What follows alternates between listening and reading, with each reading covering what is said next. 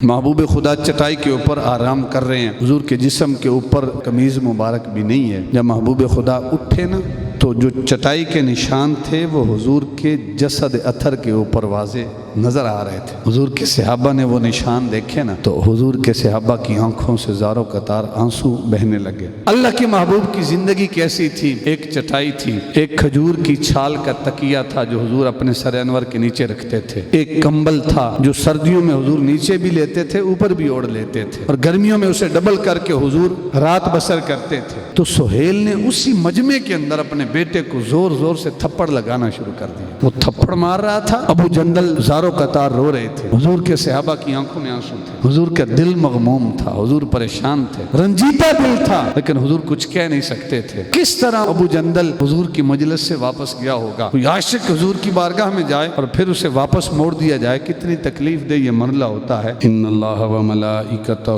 یصلون علی النبی یا ایھا الذین آمنوا صلوا علیہ وسلموا تسلیما۔ الصلاۃ والسلام علیک یا سیدی یا رسول اللہ وعلی آلک واصحابک یا حبیب اللہ۔ الصلاۃ والسلام علیک یا سیدی یا رسول اللہ وعلی آلک واصحابک یا امام الانبیاء والمرسلین۔ اللہم صل وسلم علی رسولک الکریم وآلہ الطاہرین، رب اغفر وارحم وانت خیر الراحمین۔ اللہم صل وسلم علی رسولک الکریم وآلہ الطاہرین، رب اغفر وارحم وانت خیر الراحمین۔ اس دنیا میں، اس زندگی میں خالق کائنات نے ہمیں بھیجا، کوئی مقصد ہم لے کے آئے ہیں، ہماری زندگی کا کوئی خاص مقصد ہے جس کے تحت ہم اس دنیا میں آئے ہیں، اور وہ مقصد کیا ہے کہ ہم اس دنیاوی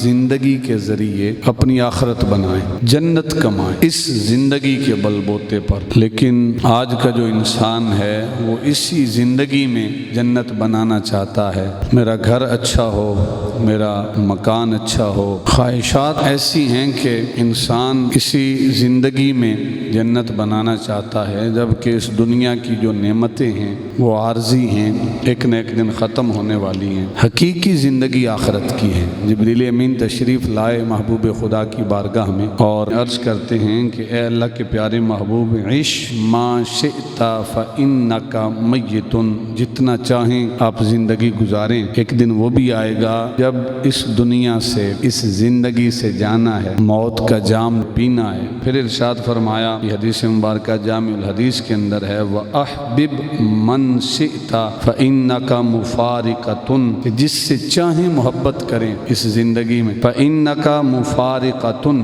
ایک دن جدا ہونا ہے۔ دنیا کی جو سنگتیں ہیں، دنیا کی دوستیاں ہیں، دنیا کی محبتیں ہیں، ایک نہ ایک دن جدا ہوتی ہیں۔ جو ہمیشہ رہنے والی محبت ہے وہ اللہ اور اس کے رسول کی محبت ہے۔ تو آج اس زندگی میں ہم یہ دیکھیں کہ ہم اس آخرت کے لیے جو جنت کی زندگی ہے جس سے ہم نکالے گئے، اس کے لیے ہم کیا کر رہے ہیں۔ حقیقت میں کامیاب انسان بھی وہی ہے جو زندگی کا ہر لمحہ، ہر قدم اپنی آخرت کی زندگی کے حساب سے اٹھاتا ہے، اور ہر سانس اپنی آخرت کی زندگی کو ملحوظ خاطر رکھ کے گزارتا ہے۔ اور جنہیں یہ بات سمجھ آ گئی کہ یہ جو زندگی ہے یہ عارضی زندگی ہے، حقیقی زندگی آخرت کی زندگی ہے، پھر جب انہیں دنیا میں تکلیفیں آتی ہیں، مشکلات آتی ہیں، رنجشیں آتی ہیں، دکھ آتے ہیں، دنیا کے درد آتے ہیں، تو دنیا کے غموں کو وہ خوشی سے سہتے ہیں، اس لیے کہ یہ عارضی ہیں۔ ان دکھوں کے بدلے اللہ رب العزت ہمیشہ کی نعمتیں بروز قیامت عطا کرے گا۔ تو بڑی فراخ دلی کے ساتھ اس دنیا کی جو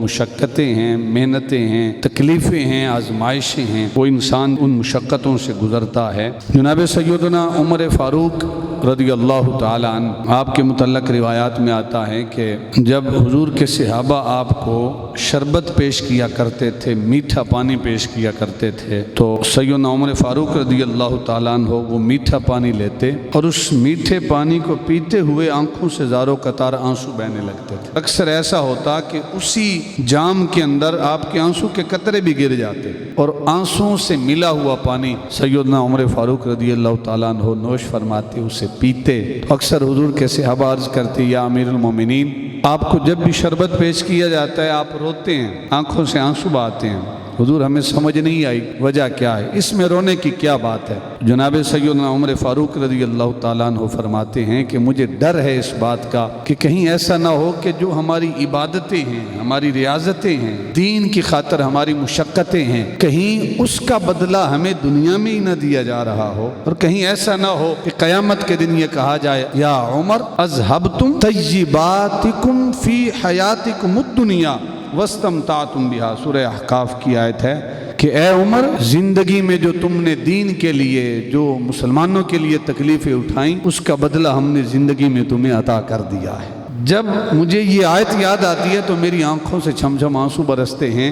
सहाबा ने देखा कि जनाब उमर फ़ारूक रज़ियल्लाहु ताला अन्हु जो माहाना वजीफ़ा लेते हैं बैतुल माल से, वो इतना है कि बड़ी मुश्किल से गुजारा होता है। उन्होंने कहा ऐसा करते हैं कि हम थोड़ा सा आपका जो वजीफ़ा है उसको बढ़ा देते हैं, उसमें इजाफा कर देते हैं। तो फिर सहाबा कहते हैं लेकिन ये बात कहेगा कौन, ये मशवरा कौन देगा कि अमीरुल मोमिनीन आप माहाना वजीफ़ा थोड़ा बढ़ा लें, ये कौन अर्ज़ करेगा। डरते थे कि अगर हम अर्ज़ करेंगे तो अमीरुल मोमिनीन नाराज़ होंगे, हमें सज़ा देंगे। तो बिल आखिर ये तय पाया कि उम्मुल मोमिनीन सैयदा हफ्सा रज़ियल्लाहु ताला अन्हा, जो अमीरुल मोमिनीन सैयदना उमर फ़ारूक की बेटी भी हैं और महबूब खुदा की ज़ौजा भी हैं, मोमिनों की माँ भी हैं, उन्हें अर्ज़ करते हैं, अमीरुल मोमिनीन की बारगाह में अर्ज़ करती हैं। तो सैयदा उम्मे हफ्सा रज़ियल्लाहु ताला अन्हा अर्ज़ करती हैं कि या अमीरुल मोमिनीन, आपका जो माहाना वजीफ़ा है उससे बड़ी मुश्किल के साथ आपका गुजारा होता है, तो आप कोशिश करें उसमें थोड़ा इजाफा कर लें ताकि आपका एक महीना जो है वो आसानी के साथ गुजर जाए। तो अमीरुल मोमिनीन फरमाते हैं कि ए हफ्सा, ए मेरी बेटी, ये तो बता तुझे ये मशवरा दिया किसने है, मुझे उसका नाम तो बता।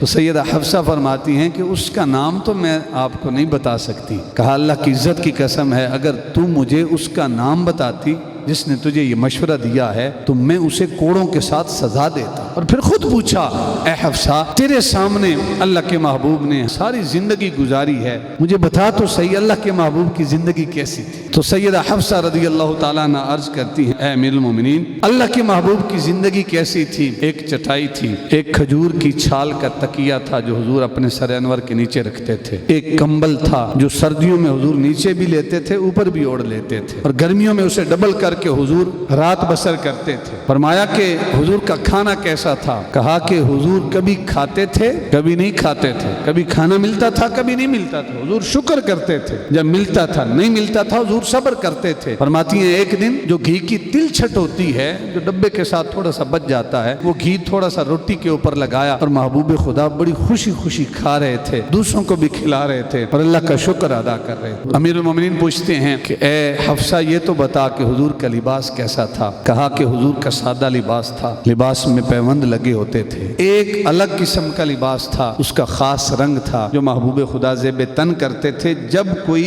हुजूर से मिलने के लिए कोई बाहर से वफद आता था तो हुजूर वो लिबास ज़ेब तन करके उस वफद से मुलाकात करते थे। और कहा हुजूर नबी अकरम सल्लल्लाहु अलैहि वसल्लम की ये सादा जिंदगी थी, हुजूर सादगी के साथ अपना वक्त गुजारते थे। तो अमीरुल मोमिनीन फरमाते हैं कि ए हफ्सा, ए मेरी लख्त जिगर, जब महबूब खुदा ने इतनी सादा जिंदगी गुजारी है तो हम सादगी के साथ अपने शबो रोज क्यों ना गुजारें। ए हफ्सा, बंदे मोमिन के लिए ये दुनिया जन्नत नहीं है, हमारे लिए जन्नत आखिरत की जिंदगी है। आखिरत के लिए हमने तैयारी करनी है और अपने रब को राजी करके हमने अपनी आखिरत की जिंदगी बनानी है। इसीलिए खालिक़ कायनात ने इरशाद फरमाया ना, अहसिबन नासु अन युतरकू अन यकूलू आमन्ना, क्या लोग ये गुमान करते हैं कि उन्हें वैसे ही छोड़ दिया जाएगा। अन यकूलू आमन्ना, कि उन्होंने कहा हम ईमान लाए, तो क्या सिर्फ ये कहने पर हम उन्हें छोड़ देंगे। अन युतरकू, हम उन्हें छोड़ देंगे। वलक़द फ़तन्नल्लज़ीन मिन क़ब्लिहिम, और हमने तहकीक उनसे पहले भी लोगों को आजमाया है। फ़लयअलमन्नल्लाहुल्लज़ीन सदक़ू वलयअलमन्नल काज़िबीन,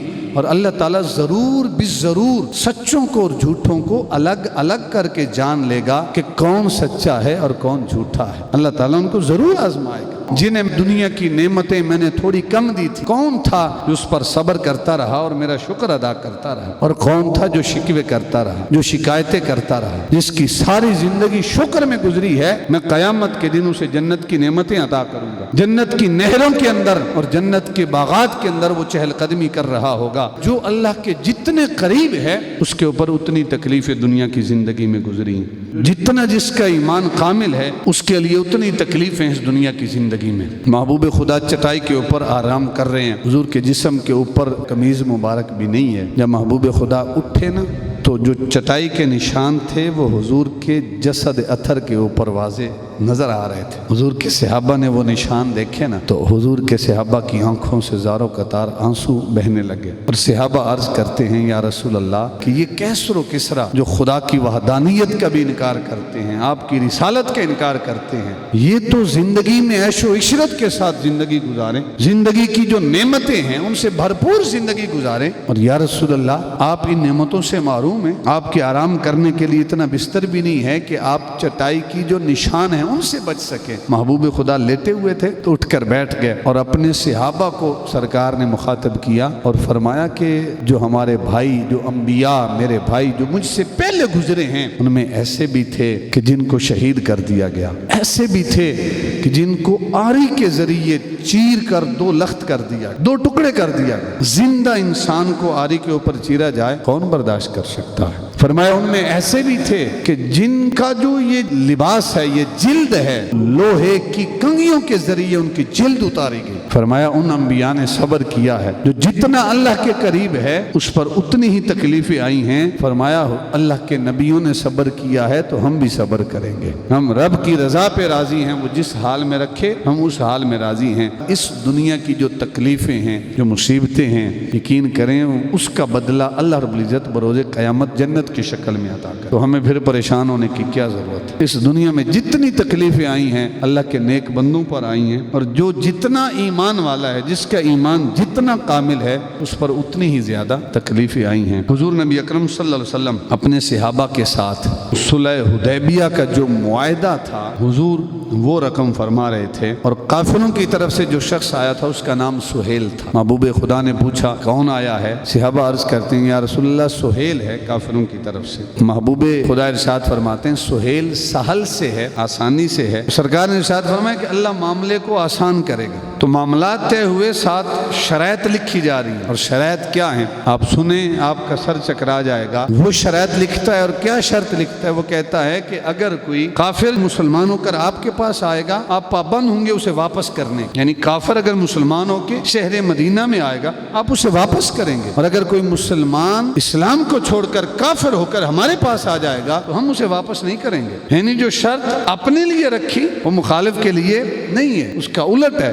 यानी जो काफिर मुसलमान होकर आपके पास आएगा आप उसे वापस करने के रवादार होंगे, और जो मुसलमान काफिर होकर हमारे पास वापस पलटेगा मुर्तद होके, हम उसे वापस नहीं करेंगे। महबूब खुदा ने इरशाद फरमाया कि हमें ये सुलह भी मंजूर है, ये शर्त भी मंजूर है। सहाबा कहते हैं हुजूर आपने कैसी शर्त मंजूर कर ली? महबूब खुदा ने इरशाद फरमाया जो मेरी निगाहें देखती हैं वो तुम्हारी निगाहें नहीं देखती। अभी ये सुलह लिखी गई, उसके ऊपर दस्तखत और मोहर अभी तक नहीं लगी कि सुहेल जो है, जो काफिर है, जो मुआहदा लिख रहा है, उसका बेटा अबू जंदल जिसने इस्लाम कबूल किया और जिसको सुहेल ने अपने घर के अंदर जंजीरों के साथ बांधा हुआ था और बड़ी तकलीफों से वो गुजर रहा था, सुहेल का बेटा, उसने कलमा पढ़ा, दायरा इस्लाम में दाखिल हुआ, मोहम्मद अरबी का गुलाम बना, तो वालिद ने जंजीरों के अंदर जकड़ दिया। जब जंजीरों में जकड़ा तो इधर ये मुआहदा तय हो रहा था, अभी दस्तखत नहीं हुए थे, मोहर नहीं लगी थी कि अबू जंदल जो सुहेल का बेटा है वो उसी मुआहदे के दस्तखत होने से पहले पहले हुजूर की बारगाह में पहुंच गया। अब जरा चश्मे तसव्वुर से देखें कि तकलीफों की इंतहा हो,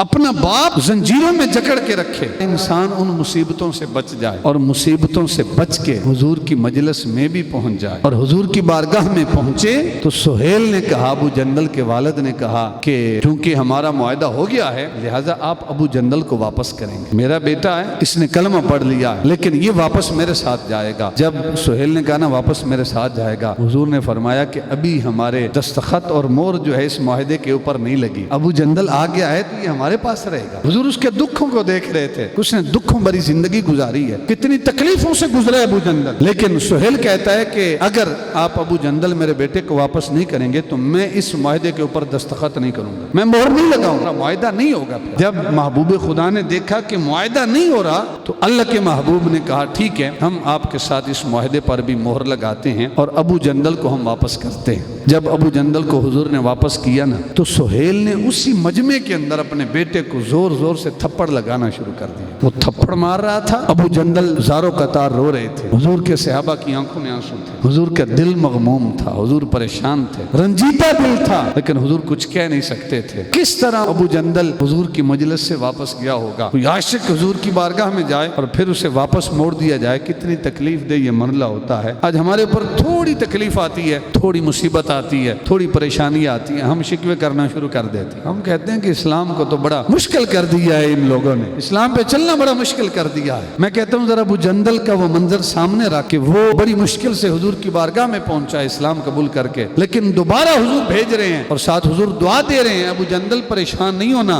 अल्लाह तेरे लिए आसानी वाला मामला पेश करेगा, अल्लाह आसानी लाएगा इंशाअल्लाह। अबू जंदल वापस गया। जब अबू जंदल वापस गया, सुहेल ने फिर जंजीरों के अंदर जकड़ दिया और फिर वो मुसीबतें और तकलीफों का दौर फिर शुरू हो गया। अबू बसीर जो दूसरा शख्स है, हुजूर का सहाबी है, इसने भी कलमा पढ़ा और आका जो था उसने तकलीफें देना शुरू कर दी। जब आका ने तकलीफें देना शुरू कर दी, वो भी बड़ी मुश्किल के साथ वहां से बचता बचाता हुजूर की मजलिस में पहुंच गया। जब हुजूर की बारगाह में पहुंचा ना, तो हुजूर नबी अकरम सल्लल्लाहु अलैहि वसल्लम ने इरशाद फरमाया कि चूंकि हमारा काफिरों के साथ एक मामला है, हम आपको नहीं रख सकते, बेहतर यही है कि आप वापस चले जाएं। तो अबू बसीर के लिए वो लम्हा कितना मुश्किल होगा कि काफिरों की उस तकलीफों से वो बच के हुजूर की मजलिस में पहुंचा था, हुजूर के सारे सहाबा की बारगाह में, इस उम्मीद के साथ कि अब तकलीफों का दौर खत्म हो गया, अब परेशानियों का दौर खत्म हो गया, मैं महबूब की बारगाह में आ गया हूँ, हुजूर के कदमों में आ गया हूँ। लेकिन महबूब खुदा ने इरशाद फरमाया कि अबू बसीर वापस चला जा। जब हुजूर ने भेजा, अबू बसीर कितने बोझल कदमों के साथ वापस चला होगा, ये अबू बसीर ही जान सकते हैं। जब वहां से निकले तो कहते हैं चूंकि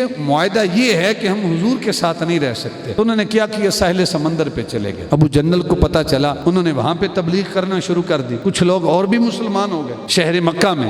जब वहां और मुसलमान हुए, वो कहते हैं कि ये तो हमारे लिए और वबाले जान बन गए, हमने इनको रखा था कि शायद ये वापस आ जाएं, लेकिन इन्होंने यहाँ तबलीग शुरू कर दी। तो वहाँ से निकले अबू जंदल भी और दीगर जो चंद हुजूर के गुलाम थे, वो अबू बसीर के साथ साहिल समंदर पे पहुँच गए। अब जब काफिरों ने देखा, इन्होंने क्या किया, जब भी कोई काफिरों का काफिला वापस आता था, तिजारती काफिला, ये उसको लूटते थे, उसमें से जो चीज़ें मिलती थी वो ले लेते थे। काफिर जो हैं वो और परेशान हो गए। उन्होंने कहा कि बेहतर तो यही है कि हम इस जो मुआहदा हुआ है इससे माफ़ी मांग लें और इस मादे की इस शर्त को ख़त्म कर दें और हुजूर से कहें कि अपने इन गुलामों को वापस बुला लें। अहबाब जी वकार, महबूब खुदा ने जब इस शर्त को ख़त्म किया, महबूब खुदा ने एक पर्ची लिखी और अपने इन गुलामों से कहा कि आप मेरी बारगाह में शहर मदीना में आ जाएं। हुजूर का गुलाम, हुजूर का कासिद वो पर्ची लेकर जब साहिल समंदर पे पहुंचता है ना, उधर से अबू बसीर जो हैं उन्हें सख्त बुखार हुआ है। आपको इल्म है कि बुखार हो तो हल्की सी हवा जो है वो भी बड़ी ठंडी लगती है, और फिर समंदर के किनारे वहाँ तो हवा वैसे ही बड़ी ठंडी होती है, उस ठंडी हवा में शदीद बुखार है, ना कोई बिस्तर है, ना कोई घर है, ना कोई आराम के लिए जगह है। जब समंदर की ठंडी हवा चलती है वो बुखार में और शिद्दत लाती है। उधर हुजूर का कासिद पहुंचा, उसने पैगाम पहुंचाया कि महबूब खुदा ने आपको बुलाया है, आ जाएं हुजूर की बारगाह में, हुजूर की मजलिस में आ जाएं। उधर अबू बसीर वो हुजूर का रुक्का पढ़ रहा था, हुजूर का पैगाम पढ़ रहा था कि सरकार की तरफ से बुलावा है, आ जाएं शहर मदीना। वो रुक्का जो ही पढ़ रहा था, पढ़ते पढ़ते पढ़ते अबू बसीर की रूह परवाज कर जाती है और रुक्का जो है वो हुजूर का पैगाम सीने के ऊपर गिर जाता है और आवाज आती है, या अय्यतुहन नफ्सुल मुतमइन्ना इरजिई इला रब्बिकी रादियतम मर्दिया फदखुली फी इबादी वदखुली जन्नती। ये लोग हैं जिन्होंने मुशक्कतें बर्दाश्त की, ये वो लोग हैं जिन्होंने तकलीफें बर्दाश्त की, लेकिन इनके लिए तकलीफें बर्दाश्त करना आसान था। क्यों? इसलिए कि इन्हें इल्म था अल्लाह रब्बुल इज्जत इन तकलीफों के बदले में बरोज क़यामत जन्नत अता फरमाएगा, और वो जन्नत जिसकी नेमतें बेशुमार हैं। हदीस में उस शख्स का जिक्र आता है कि जो सबसे आखिर में जन्नत में जाएगा। हम तो इस दुनिया की ज़मीन के पीछे लड़ते हैं, इस दुनियावी ज़मीन के लिए झगड़ते हैं, कब्जे करते हैं नाजायज, तो एक एक मरले के पीछे भाइयों के लिए लड़ते हैं। औलाद अपने बाप से लड़ती है, वालिदैन औलाद से नाराज होते हैं, हमसाया हमसाये से नाराज है, एक एक मरले के पीछे पैसे लेते हैं, लिखवाते नहीं है, बाद में फिर डबल पैसे लेते हैं। लेकिन जो आखिर में सबसे आखिर में जन्नत में जाएगा उसका हाल भी है हदीस मुबारका में कि उसके अमल ऐसे नहीं होंगे कि वो जन्नत में जाए, अमाल ऐसे नहीं होंगे। जब हिसाब किताब होगा, फरिश्तों को हुक्म होगा, भाई इसके अमाल ऐसे हैं कि जन्नत में तो नहीं जा सकता, हाँ अमाल अच्छे भी हैं, ऐसा करो कि इसको जहन्नम के दहाने के ऊपर खड़ा कर दो। जब उसकी नजरों के सामने वो जन्नत का मंजर होगा, जहन्नमियों की चीखो पुकार होगी, वो जहन्नम की तपश होगी आग की, तो उसको देखेगा, चीखो पुकार को सुनेगा, رب کی بارگاہ میں عرض کرے گا باری تعالیٰ مجھ سے تو یہ برداشت نہیں ہوتا، جہنمیوں کی چیخیں مجھ سے نہیں برداشت ہوتی، یہ تپش مجھ سے نہیں برداشت ہوتی، باری تعالیٰ اور کچھ نہیں چاہتا، صرف ایسا کر دے کہ میرا چہرہ جہنم کی طرف سے موڑ دے، میری پشت جہنم کی طرف کر دے۔ اللہ رب العزت فرشتوں سے عرض کریں گے کہ بھئی اس کا چہرہ جہنم سے موڑ دو، پشت جہنم کی طرف کر دو۔ تھوڑی دیر گزرے گی، پھر عرض کرے گا، دل میں خیال آئے گا کہ باری تعالیٰ جو مجھے تم نے جہنم کی طرف سے میرا چہرہ پھیر دیا ہے، اب تھوڑا سا اگر جنت کے قریب کر دے تو تیرا کیا جاتا ہے؟ آواز آئے گی، فرشتوں ذرا اس سے جنت کے قریب کر دو۔ جب جنت کے قریب آئے گا تو جنت کی وہ خوشبوئیں، وہ مہک، وہ تر و تازہ ہوا اسے آئے گی نا، تو دل میں اور خیال آئے گا کہ باری تعالیٰ تیرا کیا جاتا ہے اگر وہ جنت کے مناظر، وہ جو خوشبوئیں، وہ جو معطر ہوائیں مجھے آ رہی ہیں، اگر مجھے وہ منظر دکھا دے، میری آنکھیں دیکھ لیں، اور تیرا کیا جاتا ہے؟ اللہ فرشتوں سے کہے گا کہ بھئی ذرا اس کو جیسے پہلے جہنم دیکھ رہا تھا، اب ذرا جنت کی وہ ہوائیں، وہ فضائیں، وہ مناظر اسے دکھا دو۔ جنت کے منظر دیکھے گا، وہ نہریں دیکھے گا، وہ شراب طہور کی نہریں، وہ دودھ کی نہریں، وہ شہد کی نہریں، وہ پانی کی نہریں جس کا پانی کبھی گرد آلود نہیں ہوگا، جس کا ذائقہ کبھی خراب نہیں ہوگا، جس کے باغات دیکھے گا، وہ نرم گداز بستر، اس کے اوپر لگے ہوئے تکیے دیکھے گا، انسان جو چاہے گا اللہ چاہنے کے ساتھ اسے عطا کر دے گا، جو پھل چاہے گا فوراً اس کے سامنے پیش ہو جائیں گے۔ جب وہ مناظر دیکھے گا طلب پیدا ہوگی، کاش اللہ یہ نعمتیں مجھے بھی عطا کرتا۔ جب دل میں خواہش پیدا ہوگی، اللہ رب العزت ارشاد فرمائیں گے، اے میرے فرشتوں اسے جنت کے اندر داخل کر دو۔ وہ جو سب سے آخر میں جنت میں جائے گا، اللہ رب العزت اسے کتنی جنت عطا کرے گا؟ سنیے گا، اس دنیا کے پیچھے لڑنے والوں، ایک ایک مرلے کے پیچھے قتل کرنے والوں، یہ عارضی ہے، یہ یہیں پہ رہ جائے گی، صرف 2 گز زمین ہے جس میں ہم نے جانا ہے۔ جو سب سے آخر میں جائے گا، اللہ اسے کتنی جنت عطا فرمائے گا؟ جتنی زمین ہے، کتنی زمین ہے؟ جو زمین ہے اگر اس کو 10 کے ساتھ ضرب دی جائے نا جی، تو 10 کے ساتھ ضرب دے کر جتنی زمینیں بنتی ہیں، اللہ سب سے آخر میں جنت میں جانے والے کو اتنی جنت عطا فرمائے گا، 10 زمینوں کے برابر جنت میں مقام عطا کرے گا۔ جب وہ جنت میں جائے گا، وہ کہے گا باری تعالیٰ یہ کس کی ہے؟ رب کی بارگاہ سے جواب آئے گا، اے میرے بندے یہ تو میں نے تجھے عطا کی ہے۔ وہ کہے گا باری تعالیٰ میرے اعمال تو اس قابل نہ تھے، مجھ سے مذاق کیوں فرما رہے ہیں؟ میرے اعمال تو اس قابل نہ تھے کہ مجھے اتنی وسیع جنت دی جاتی، مجھ سے مذاق ہو رہا ہے۔ تو رب کی بارگاہ سے جواب ملے گا، میرے بندے نہیں، ہم نے یہ ساری جنت تجھے عطا کر دی ہے۔ کیوں اس عارضی دنیا کے پیچھے ہم مارے پھر رہے ہیں؟ وہ حقیقی زندگی وہ ہے، وہ یقین کریں وہ کامیابی والی زندگی ہے۔ فزت برب الکعبہ، حضور کے صحابہ شہید ہوتے تھے، زبان پہ یہ نعرہ ہوتا تھا، فزت برب الکعبہ، رب کعبہ کی عزت کی قسم ہے ہم کامیاب ہو گئے، ہم نے کامیابوں والی زندگی بسر کی ہے۔ حضور کے ایک چھوٹے ننھے صحابی ہیں، بشیر نام ہے۔ کیا نام ہے؟ بشیر۔ والدین کے پاس ایک ہی یہ بیٹا تھا، والدہ اور والد دونوں اپنے ایک ننھے بیٹے کے ساتھ ہجرت کر کے شہر مدینہ تشریف لاتے ہیں۔ جب شہر مدینہ پہنچے، والدہ کا وصال ہو گیا۔ جب والدہ کا وصال ہوا تو 8-10 سال کی عمر تھی۔ والد غزوے میں شریک ہوئے۔ جب غزوے میں شریک ہوئے، جہاد میں شریک ہوئے، بیٹا نہیں جانتا تھا کہ جہاد کیا ہوتا ہے، علم نہیں تھا۔ جب باپ گیا نا میدان جہاد میں، باپ شہید ہو گیا۔ جب شہید ہو گیا، حضور واپس پلٹے اپنے غلاموں کے ساتھ۔ یہ جو بشیر ہے، یہ بھی چٹان کے اوپر کھڑا ہے، اس انتظار میں ہے کہ سارے جو شہر مدینہ کے باسی ہیں وہ واپس لوٹ رہے ہیں، میرا والد بھی واپس پلٹے گا، وہ آ کر مجھے گلے لگائے گا، مجھے بوسہ دے گا، پیشانی پہ مجھے چومے گا، چونکہ میرا باپ میری ماں بھی ہے، میری ماں کی محبت بھی میرا باپ مجھے دیتا ہے، وہ آئے گا مجھے سینے سے لگائے گا۔ لیکن علم نہیں تھا کہ میرا والد شہید ہو گیا ہے۔ جب والد نہیں نہ پہنچا تو وہ ننھا حضور کا صحابی حضور کی بارگاہ میں حاضر ہوتا ہے اور عرض کرتا ہے، یا رسول اللہ صلی اللہ علیہ وسلم این ابی، میرا باپ کہاں ہے؟ یا رسول اللہ سارے واپس پلٹ آئے، جو میرا باپ ہے وہی میری ماں بھی ہے۔ یا رسول اللہ میرا تو اور کوئی سہارا نہیں۔ این ابی، یا رسول اللہ مجھے میرا باپ نظر نہیں آ رہا، میرا باپ کدھر ہے؟ وہ بھی آپ کے ساتھ گیا تھا۔ تو محبوب خدا نے بڑا خوبصورت جملہ ارشاد فرمایا، یا بشیر اما تردا ان اکون اباکا وعائشۃ امکا، اے بشیر کیا تو اس بات پہ راضی نہیں ہے، کیا تو اس بات پہ خوش نہیں ہے کہ میں آمنہ کا لال تیرا باپ ہوں اور سیدہ عائشہ تیری ماں ہے؟ میں تیرا باپ ہوں اور سیدہ عائشہ تیری ماں ہے۔ یہ وہ حضور کے جانثار ہیں، یہ وہ حضور کے غلام ہیں کہ جنہوں نے زندگیاں حضور کے اوپر قربان کی ہیں۔ کس لیے؟ ان کو علم تھا کہ دنیا کی زندگی عارضی ہے، اصل زندگی آخرت کی ہے، اصل زندگی جو ہے وہ جنت کی ہے۔ کتنے ہمارے اکابرین ہیں، امام اعظم ابو حنیفہ رحمۃ اللہ تعالی علیہ کو دیکھ لیں کہ ان کا جنازہ جیل سے نکلتا ہے، ساری زندگی دین کے لیے وقف کر۔ امام احمد بن حنبل کو دیکھیں کہ مسئلہ خلق قرآن کے حوالے سے آپ نے کتنے کوڑے برداشت کیے، لیکن دین کے اوپر امام احمد بن حنبل آنچ نہیں آنے دیتے۔ امام مالک رحمۃ اللہ تعالی علیہ جنہیں امام دار الہجرہ کہا جاتا ہے، جن کی شہر مدینہ سے ایک عجیب محبتیں ہیں، جب وقت کا خلیفہ ابو جعفر منصور اس کے امام کے ساتھ حالات ناساز ہوتے ہیں نا، تو وہ حکم دیتا ہے کہ امام مالک جو ہے ان کے چہرے پر سیاہی ملی جائے، چہرے پر کالک ملی جائے، اور ایک روایت میں یہاں تک ہے کہ جوتوں کا ہار بنا کر امام مالک کے گلے میں ڈالا جائے۔ یہ کس لیے؟ دین کی خاطر تکلیفیں برداشت کی جا رہی ہیں۔ ہم نے کبھی دین کے لیے اتنی تکلیفیں برداشت کی؟ دنیا کے لیے کریں گے، دین کے لیے الا ماشاءاللہ کوئی کرتا ہو، جو کر رہا ہے اس کو بھی تانے دیں گے، یہ تو مسیطڑ ہیں، یہ تو مولوی ہیں، یہ تو علماء ہیں، ان کا کام ہی یہ ہے، تانے کستے ہیں، حضور کی سنتوں کا مذاق اڑاتے ہیں۔ کل قیامت کے دن اگر حضور نے چہرہ موڑ لیا پھر کس در پہ جاؤ گے؟